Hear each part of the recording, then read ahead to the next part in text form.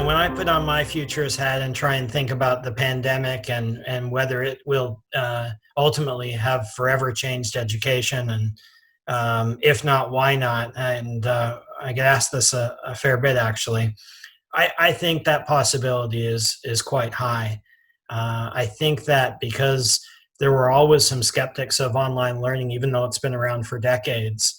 I think asking K-12 teachers and college professors across the board to try and finish their semester or their quarter online when all this first happened, I think gave people a new respect for how difficult it is to do well. How difficult it is to engage students, to design materials, to deliver materials, to keep track of how students are doing and not have them get lost or feel isolated.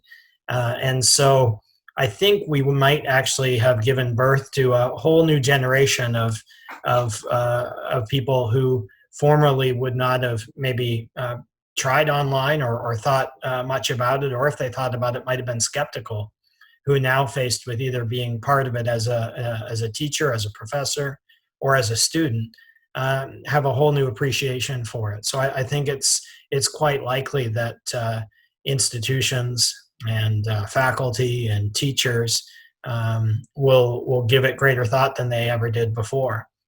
One of the real data points I have on that is, as I said, this could change everything for a long time.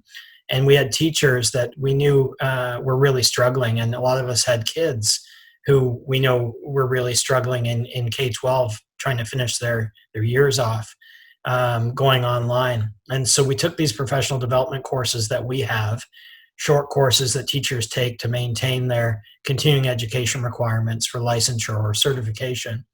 And we made a whole host of those courses free for about 4 months.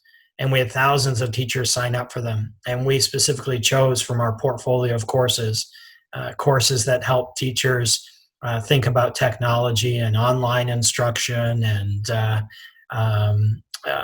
they were consumed.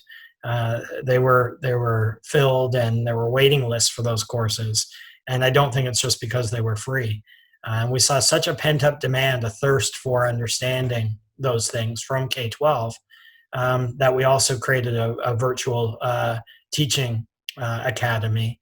And we ran a whole series of webinars.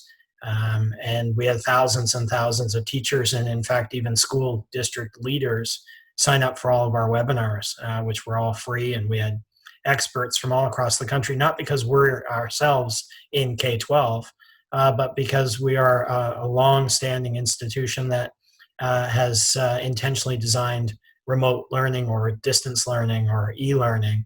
And we have a large college of education that we thought this would be a good thing for us to do to give back. It concluded last week. As I said, we had about 5,000 participants in 12 or 14 webinars that we ran over multiple days. So I think there's a real interest out there that maybe didn't exist before. I think there's a new appreciation, a new respect, and probably a lot less skepticism around the quality of online for those students and faculty alike who've had to jump into it.